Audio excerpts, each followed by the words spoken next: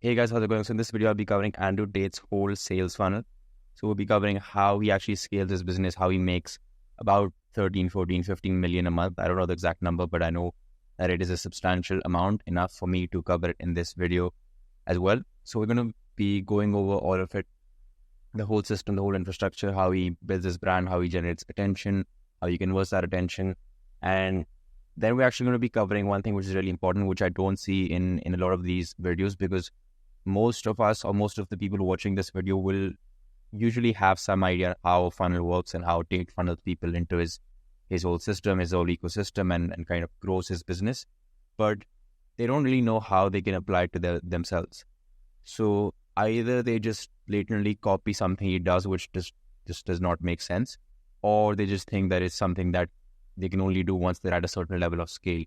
Whereas both of those things are kind of wrong. So we're going to be covering the exact fundamentals of the system and how you can actually learn from that and take it and apply it to your own self. Because to be honest, if you go out and just try to copy this whole funnel, you're not really going to get too far, because to be honest, like you're not Tate himself.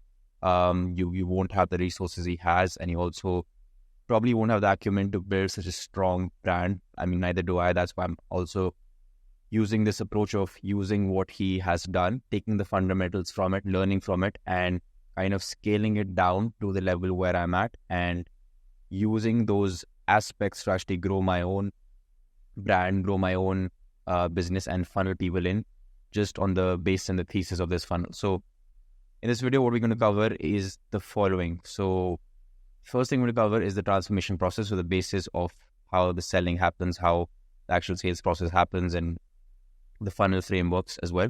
Then we're going to go over to the brand that he's built, which is basically the core of everything, how everything gets started and how he starts to generate attention, which moves on to the next part, which is the actual attention generation part, right? How he actually generates the attention that he gets, and probably the most amount of attention that anyone has gotten in such a short amount of time. And then we're going to go over how he actually converts that attention, how he builds the trust and how he builds that authority and converts that value, that intangible value, into more business, scaling it further, growing his brand as well as his business together, and how he uses that as a feedback loop in which one thing feeds off another, and it kind of becomes a flywheel effect in a sense, and just grows exponentially, compounding on its own with time, essentially. And then we're going to actually cover this part, which is probably the most important part, is how you actually want to apply this, how you want to take these fundamentals and kind of broken this down into few steps, how you can actually follow these exact specific steps and apply this for you. Then we're just going to do an example breakdown. So let's just get started with this. First, we're going to talk about the transformation. To figure this part out, what we want to first do, and these are things that you can note on your own self as well, and I'll cover them in the steps that we cover. But first, we kind of want to figure out who he's talking to. So examples of this is like a 14 to 28-year-old male who's stuck in the matrix, using his terminology. They want more in life. They see themselves as different.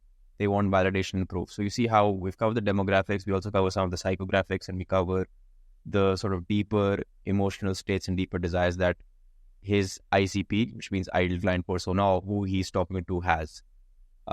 Next is basically the transformation, the desired outcome. So any sort of sales, whether it's through content, with content, with actual education, sales happens on a belief level. So they have a belief A, and by educating them, they now have a belief B, which then gets converted into implementation. So let's say they had a belief A with education, we convert that into belief B. Now they believe that this thing is better. Now we want to actually implement that thing and get them from island A to island B.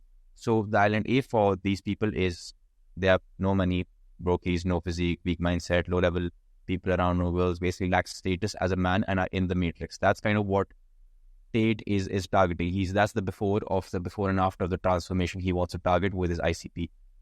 Then we actually move to island B, which is where these people want to be. They want to have money to get whatever they want, can take care of their loved ones, high level network, killer mindset, top notch physique, abundance, free from the matrix, high status. Basically, everything kind of goes from low status to high status. So we take all of this and we kind of see how we can build this out into a unique mechanism. And how he's done that is these were the current solutions for the same thing. So to actually get there, the current solutions were school, university, job for 20 plus years to enjoy some freedom, and so on and so forth. But the problem with these was that they lacked freedom, they took too much time, and everybody was doing it. It wasn't really scarce or cool.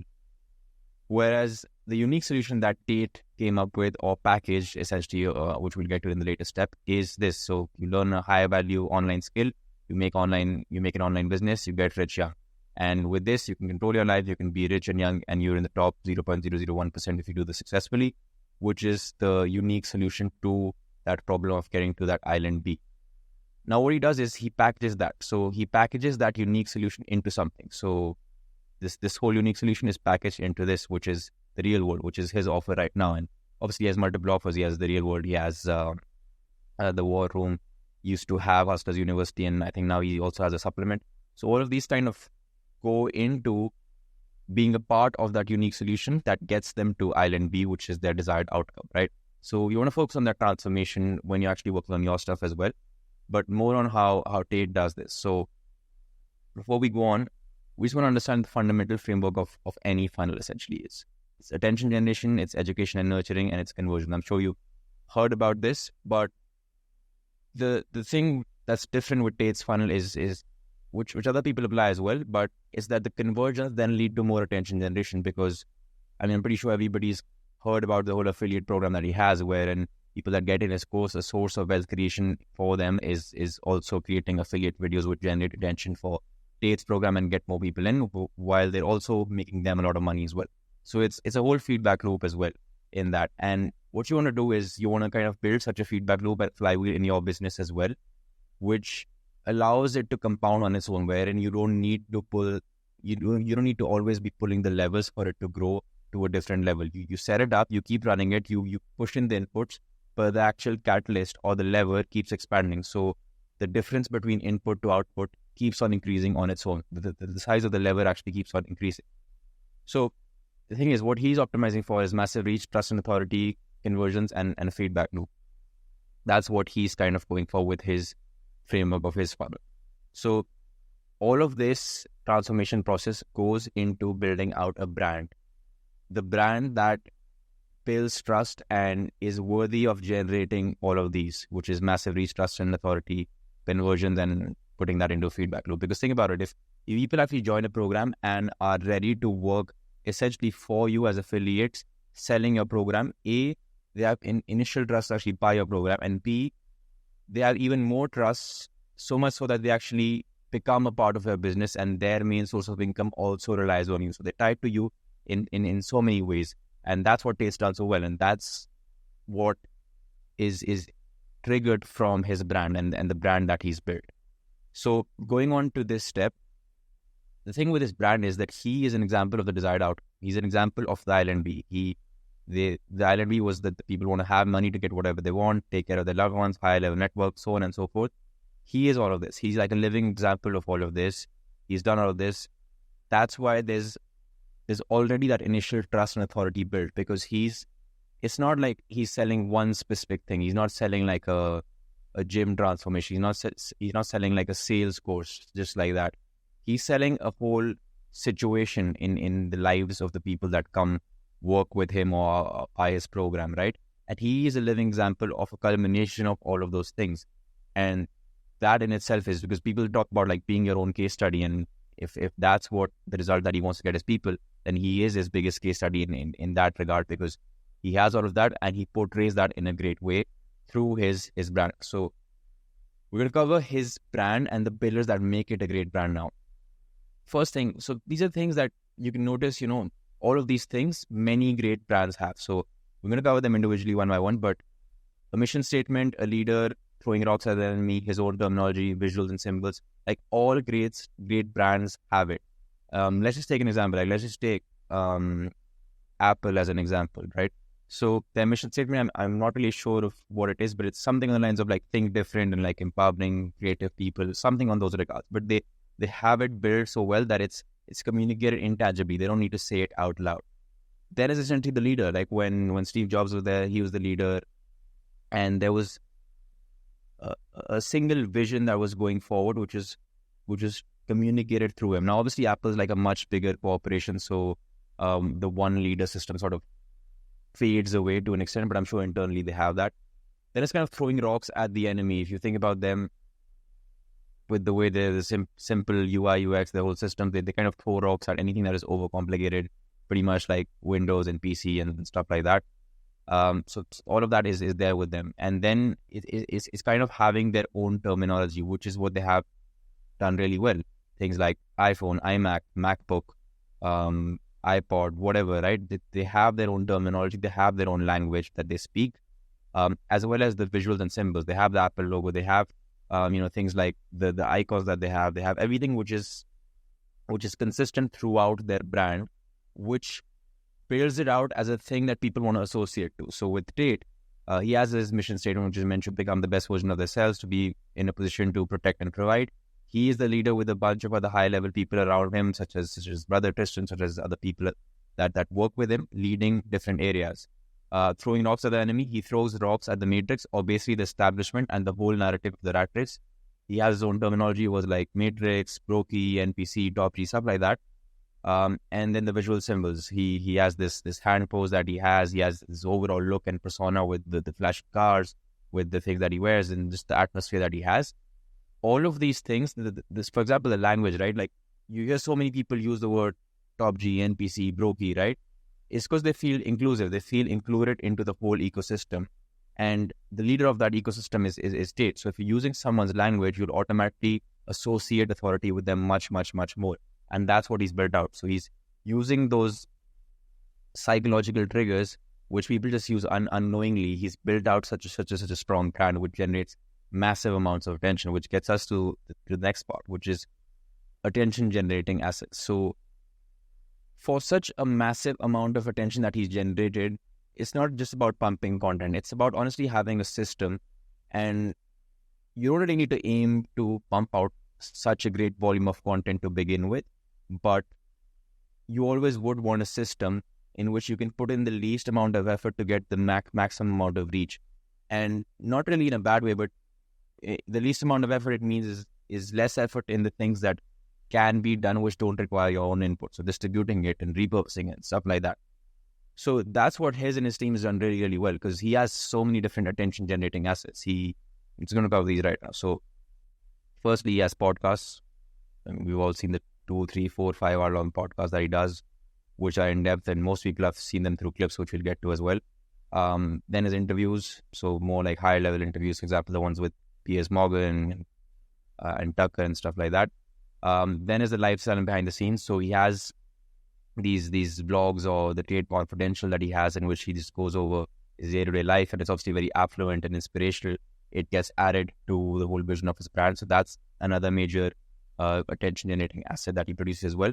And then he also has like a bank of old content. He's been in the space for a while. He's been on reality TV shows. He's done his old courses throughout his kickboxing career. So he also has like a bank of really old content as well.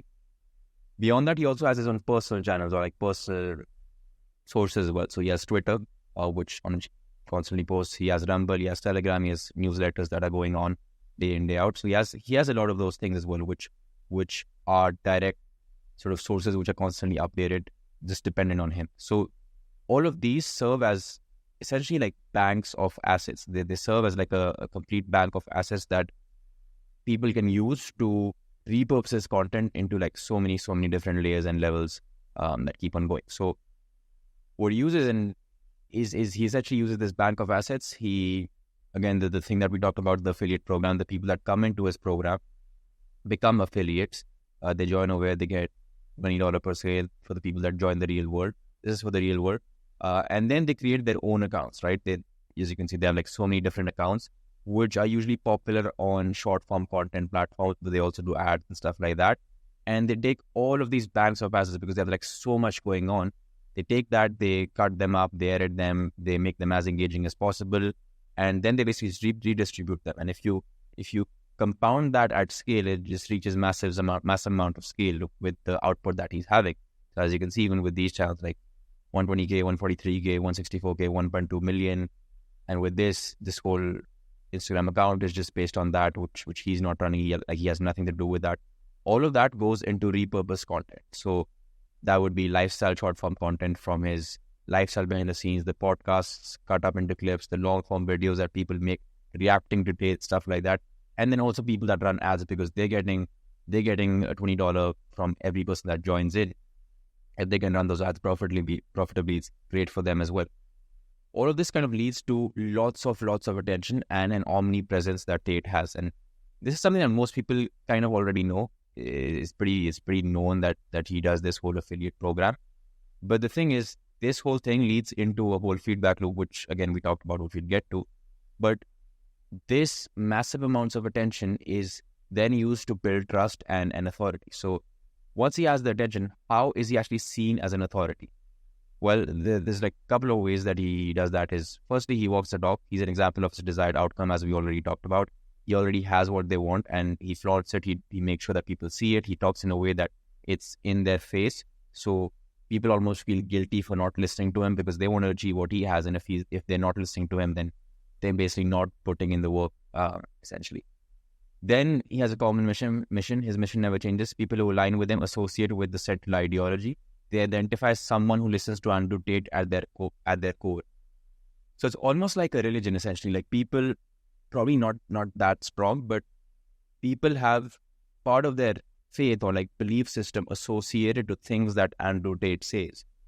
It's that strong, right? So he has that brand that's so strong that a part of people's personality is that they listen to Andrew Tate, and in some cases rightly so as well, because they've grown a lot, they've seen a lot of changes physically, money-wise, socially, status-wise, that actually associate that level of trust with him because he brought them onto those beliefs, he educated them, their beliefs moved from island A to island B, then they started implementing it, and they saw their reality change from island A to island B. All of that started from things that they got educated about listening to Tate. So they will obviously have that association with him and hold him in high regard and see him as an authority, right? Third part is polarizing. He's really polarizing. Either people love him or hate him. That also triggers a feeling of exclusivity. So feeling of they are not us, right? So like people who hate Tate, people who actually love him just kind of feel superior to them, really. They're like, they're not us. Like they just don't get it. It's just a feeling of, because it's also against, he allows people to throw rocks at the common enemy, which is the establishment. So it's like the uncommon thing to have those opinions. And it's polarizing. So it feels cool, it feels different, and it feels like you're onto something that most people aren't, which is something that really makes people want to associate themselves to Tate, which in turn builds his brand up and builds his trust. So then all of this kind of release that once the trust is built, this is also done through the long form videos, right? When he's like associating himself with people that people already know, like Piers Morgan, Tucker Carlson. And on those interviews actually talks a lot of in-depth stuff. So things like that actually build the trust and lead to conversion. So the volume of content he posts, plus the brand that he has, plus the social proof that he gets through all of these things lead to conversion, lead to building trust, which takes people to his offer page, which is the real world. We're not going to go too much into the technicalities of it because, I mean, everybody can, or like the actual like landing pages and stuff like that, because you can see a YouTube video to just go over that. But we actually going to go more into the thesis and psychology of it and how we can apply it. So he just has this landing page of thesis pretty well built. It's not something that's not really seen before, but everything really happens before this. Like the trust building, the brand building, the authority is already done. So the landing page, obviously, I mean, you might as well have a good one because you can afford any landing page that you want, but all of the hard part is already done, essentially. People come in here, they convert, they become a member of the real world, they buy it. I don't know exactly how much it is. I think it's $45, $49 a month or something like that. They come in and then they become members, and people who are actually more and more qualified for the higher level things, they get upsold to the high level program, which is the war room, right? Which is, I think, pretty expensive. I'm not sure, 10K, 7K. I'm not really sure how much it is. But people get sold to that, and obviously it's a much more manual process to get sold to that. They have a live chat, they have a opt-in thing that they have to put in, and they have the payment thing, which gets them on board. But more on the people that are joining this, also a bunch of them, as we said, become affiliates for the whole program. So this whole thing becomes honestly like a pretty big feedback loop, because a lot of these people just essentially are there to convert for Tate. Which just further increases his whole his whole system and compounds that infrastructure pretty. So that kind of covers his whole thing. Okay, so now we're going to actually cover how you want to actually apply all of this, everything that we've learned in the whole date funnel, everything that's going on in there, how we actually want to apply this to your own business. For that, you have to realize that you can't just blatantly steal or copy this, which a lot of people tell you to do. You can't just steal this whole funnel and expect it to work like Tate, make millions or even any amount, because it'll probably be worse than using something different, right? Because the thing is that you're not Tate. You do not have his presence, achievements, resources, or team. Even if you had his resources, most people probably don't have the acumen or the brandable capabilities that he does. But at the same time, this whole funnel uses certain fundamentals, certain techniques, and the thesis is there, which can be easily transferred and applied to your own business model. And if there's someone like Tate or someone who's obviously achieved a lot of monetary success doing it, then you can obviously take the fundamentals of it and scale it for your own business and apply it. And that's what we're going to do here. So we've broken this down into a couple of steps, really specific steps that you can just follow and do. So first thing is, what you need to understand is that what I already mentioned, you're not Tate, you do not have his presence, achievements, resources, but you do have knowledge or expertise in something. So you can take the fundamentals of what Tate does and apply them to your own business, whether it's an info product, whether it's a physical product, a service, whatever it is. So first step is, the first phase really is brand building. What you need is like a basic brand vision, which can develop with time. You identify your pillars, but you do not waste too much time on this. It will gradually develop. What you mainly need to know is who you're talking to, define your island A and B, and how you provide the transformation. So what we just talked about here, right? You just need like a basic thing of who you're talking to, what's the island A, what's the island B, and then figure out what's the unique mechanism that you provide to get them from that island A to island B, and how you package that. All of that will generally transfer into some form of brand. Because if you know who you're talking to, you know what you're getting them, then you can figure out some branding pillars and some elements and have that basic brand vision. Next part is the actual attention generation part, right? So for this, there's something that I have. It's called the content framework exercise, which is what you can do. So essentially, I'm just going to open this. Okay. Yeah, so here's the content creation framework exercise. So what you basically need to do, just as a reminder, is you need to generate a lot of attention. You need volume of content. So actually, I want to go over this over here as well. So the attention generation part is here, right? What you want to do is you want to leverage your years of knowledge and collect information first. You want to collect all of this information about your ICP, your service, in one document, which gives you lots of different options to talk about, lots of information to talk about. And then what you do is you divide your main service and offer into different topics. So let's say, we're going to do this in the example breakdown, but whatever, like you can divide your whole service into 5 or 6 different topics. Let's say if you're a social media coach, what you can do is you can divide it into content ideation, content creation, content monetization, sales tracking systems, stuff like that, right? And then have different questions for all of these topics and divide them into, sub question types and subtopics, and with that you can land up with a lot of content ideas. For example, if you have 8 topics, you have 5 question types and 5 questions for each. That's 200 content ideas that you can just answer and record, and that will serve as your purpose for your volume and volume of content. How you can actually do this is this whole content creation framework exercise. And if you want access to all of these, link to all of these, it'll be linked in the description. You can get access to all of this and kind of do this for your own self. So basically how this works is, phase 1 is information collection. You basically write down all of this. You write down who you're talking to, their current situation, desired situation, deep level pain points, deep level desires, transformation beliefs, and questions they might have. You talk about what you do to help your clients, like what do you specifically do while working with your clients, what value do you bring, stuff like that, right? And then you put in your specific details, any achievements you've had in the past doing what you are selling or what you're talking about, any specific personal things that I'd like to mention which might be relevant to all of this. And then you mention a bunch of content topics and some subtopics. So this is just an example I was breaking down for some niche. You kind of do all of that essentially. What that will do is that will give you a bunch of different content ideas that you can use, and you can use in generating a lot of volume of content. And that'll help you get through the first phase, right?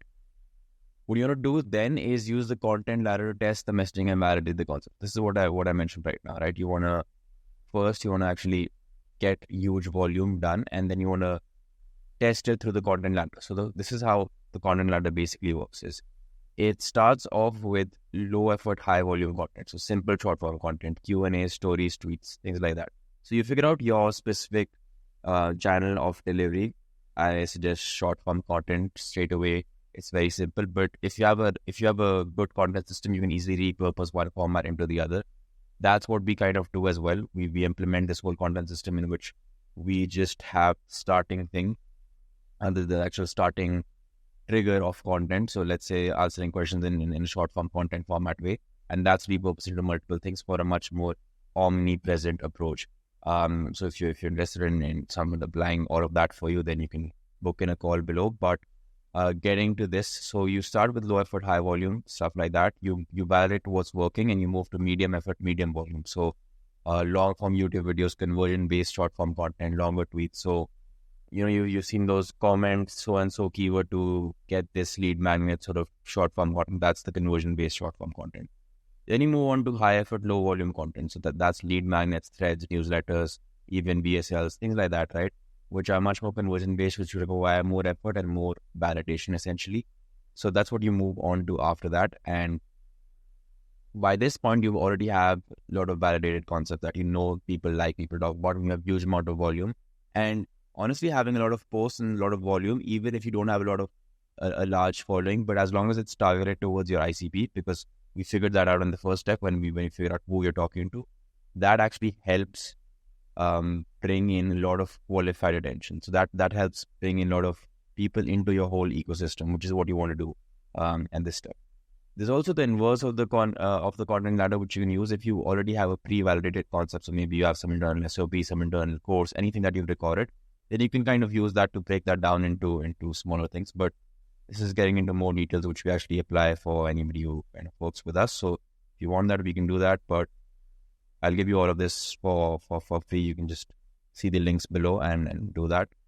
Then you want to actually just use AI tools and automation to replicate the leverage that someone like Tate has. You can do a lot now for very less. For example, you can have some captions app and just record the content by answering the questions. And you already have like 100, 200 pieces of content as we already talked about. You can have content management systems, automated posting, analytics, things like that, which you can get into more details, which are topics for separate videos or us applying them for our clients specifically. But with that, you can replicate the leverage that someone like Tate has without many of the resources, at least at that initial level. So start posting, aim for volume and validating concepts, and move up the ladder. Post short form content and repurpose to become omnipresent. Which can again be automated majorly. You do not need a huge amount of traffic if you have great messaging and the right offer market fit. And that is what you're actually figuring out while doing this process as well. You get to this gradually, but by doing this is how you're actually figuring. Now, the next part is the actual trust and authority building part. So through the content ladder framework, figure out what gets more engagement and make long form content that builds trust and that puts you up in the minds of the ICP, that puts you up there as someone who knows what they're talking about. Then you want to own the attention, right? Make a basic funnel, something like the ManyChat funnel works well to get people into your ecosystem. I'm going to cover this funnel briefly as well right now. And then you basically further build trust with retargeting and having frequent touch points. Goal of the middle of funnel is to have as many touch points and get as much info as possible for direct targeting.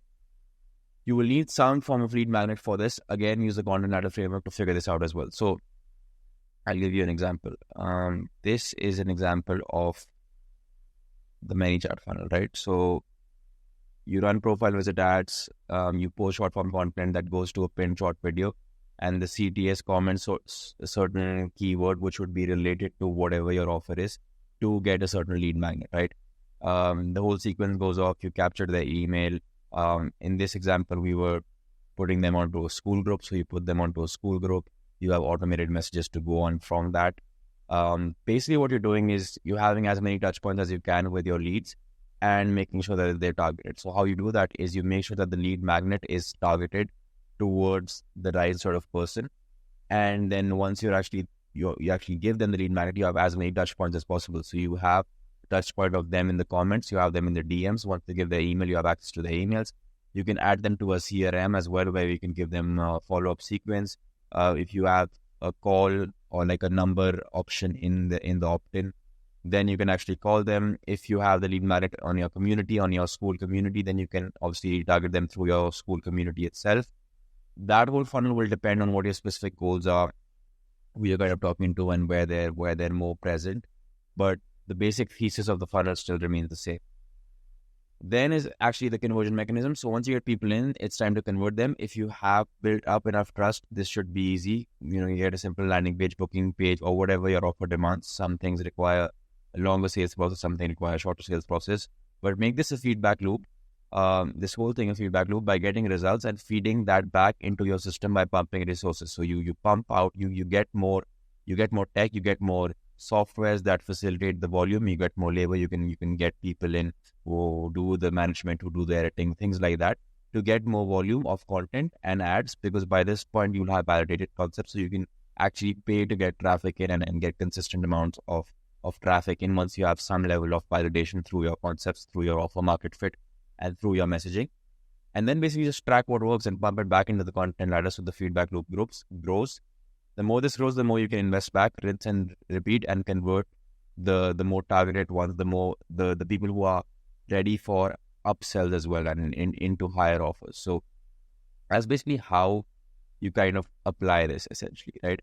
Now we're going to quickly just go over an example breakdown of this whole thing and just see how you do this for someone, for yourself, or just as an example that we use. So we're just going to use an example of a social media coach, because I already thought of a couple of ideas for this while working on this.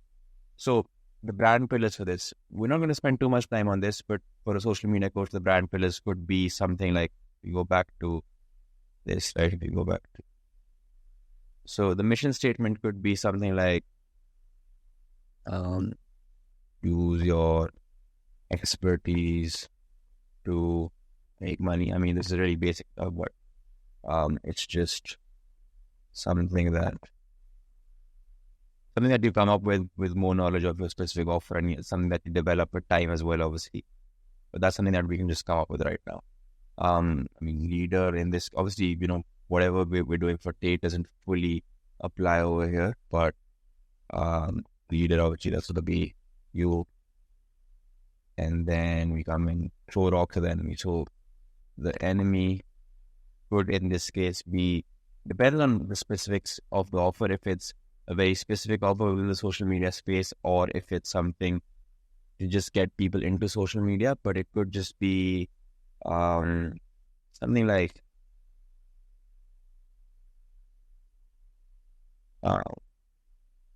use your knowledge to the most leveraged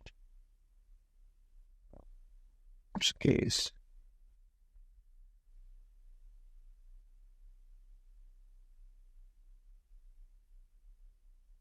So something like that, right? Like if somebody experienced in sales, or is a real estate investor or something like that, and if they have like a normal job which doesn't have much freedom, then they're basically wasting their knowledge. Whereas if they created a social media brand, they can really leverage that knowledge and make a lot more money and have a lot more freedom.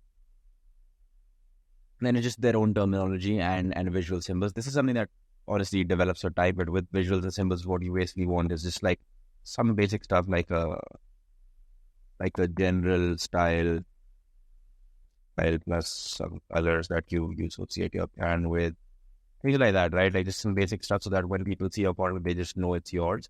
And then obviously with time, this develops, right? So who you're talking to, right?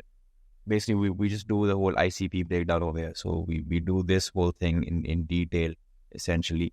But we're just going to break this down really quickly for now.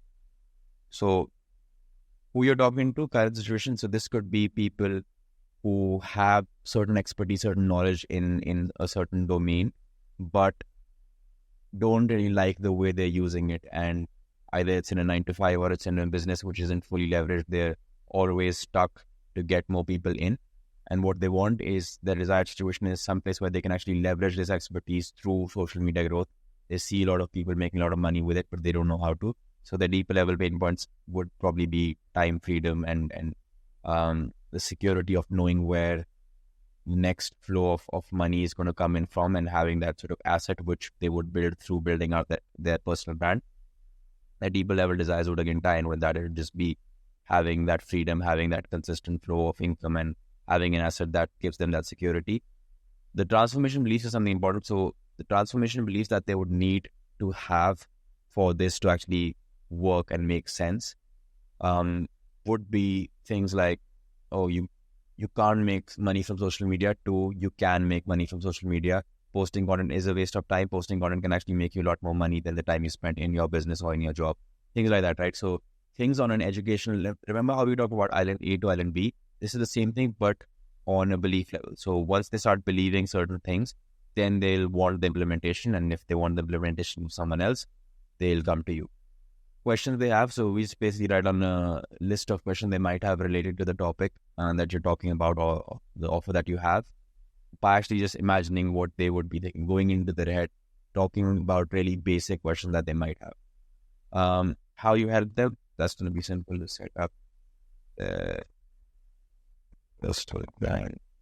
through one-on-one coaching.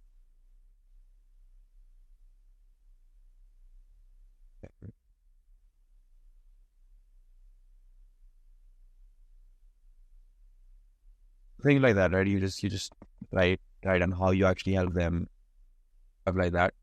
About you, that's gonna just be more about some specific achievements you've had. So let's say this guy has like 5 million plus followers, something like that. You put that in, and you just put everything in one document, because our goal is to get as much information as we can for future content generation. Now, the real advantage with this is you can actually use AI to do most of the questioning and stuff like that, right? I'll give you an example of what I've done with this, but we're basically putting information into one place so that even if we want to come up with questions or ideas, we have everything put in place in one go. And then we can just basically feed that whole thing into some AI program, into ChatGPT, basically with some specific prompts that I'll give you as well. So you can see the description for that as well. That's included in the content creation framework. But using that, you can just come up with questions. You can just come up with things that you want to answer to make those pieces of content. So then it's just using that as a content in the content ladder framework. First, we can just come up with some content topics. So it'll just be brand identity, content creation, and then you and the like that, right? And then you can come up with subtopics as well. So come up with questions that relate to each of the subtopics within the topics to the desired that relate to the desired outcome, and then come up with 5. Essentially, that's the same thing. So come up with 5 questions for each subtopic.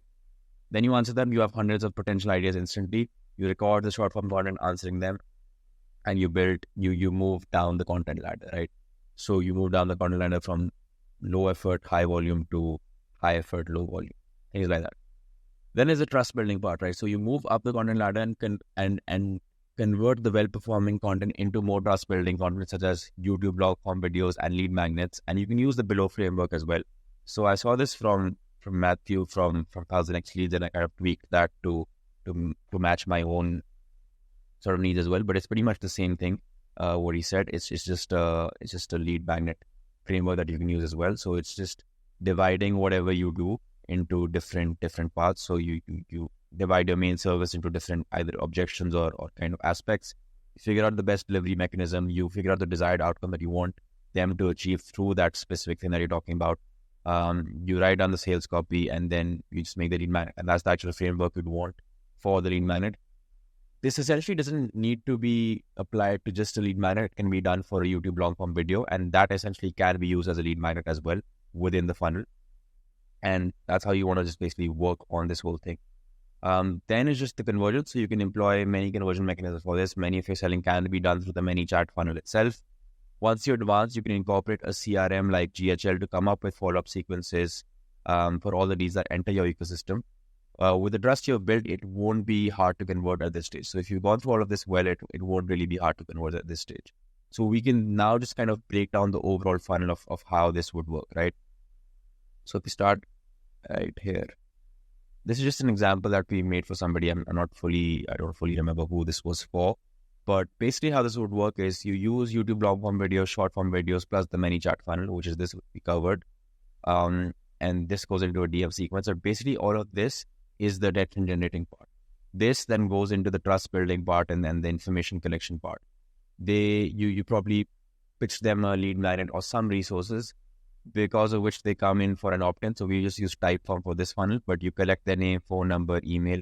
That goes to GHL. GHL is just a CRM, but you can just track them anywhere you want to, and you can incorporate a CRM later down the line when you need to, which then goes to an email sequence, which targets them, makes them go back to the main offer.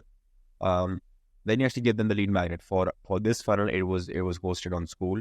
This is just written.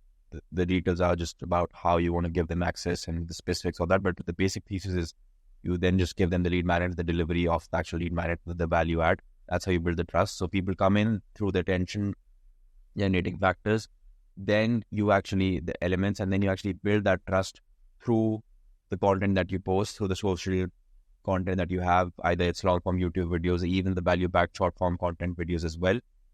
Then you kind of start the conversion process by using that trust, putting them into some form of lead magnet or some form of flow where you can actually collect the information and have as many touch points as you can, which is why I like the ManyChat funnel. Once you have that information, you give them the lead magnet, make sure that it's fully value packed, and use the framework that we talked about, this one, to make sure that it's fully value packed and they actually get value from it and it's actually good. Using that, then you just kind of retarget them and point them towards the offer through either email sequences or even just through simple DMs in the chat when we're actually using the ManyChat funnel itself. Then they're in your ecosystem, you kind of own their attention. In this case, this was a community funnel, so they join the community. This just basically gives you more touch points to contact them further. And then you just get to the conversion mechanism. So that conversion mechanism could be getting them onto a call and then putting them onto your offer. But by this point, you already have so many touch points. Let's say for the ManyChat funnel, the first touch point is them following you. Then it's them consuming your content. Then it's them commenting. Then it's the DMs. Then it's them getting the lead magnet. Then it's wherever you have the retargeting source. So it could be email follow-ups. It could be the community. It could be things like that. So you already have like 6 to 8 different touch points by this point. And if they've gone through all of that, and if you provided value at each touch point, then they already trust you a lot. So conversion isn't going to be hard. If it's a higher ticket offer, you can just pitch them. You can just ask them some questions which can filter if they're actually qualified for it. And you can just, pitch them on like a consultation call in which you can actually help them and actually provide value. And if on that call they're fit for your main offer, you just upsell them or you just point them towards that direction. Okay, that you need all of this. You're at Island A. We can literally implement all of this at and get you to Island B through this unique mechanism, which is the triangle that we talked about. So if they are a fit, which they should be because of the filtering process that you go through, then you can just easily convert them because you just present the solution. If they can afford it, they go for it. If it's a lower ticket offer, then you can straight away point them to, let's say, a course or your digital product or whatever it is. But that pretty much covers the example breakdown as well. So you just want to go through all of that. And in the end, how you want to package that into a feedback loop. There's a couple of ways and approaches that you want to do this. So you want this to be a whole flywheel in which one element helps the other and kind of brings everything together, and the whole sort of feedback loop also expands with time.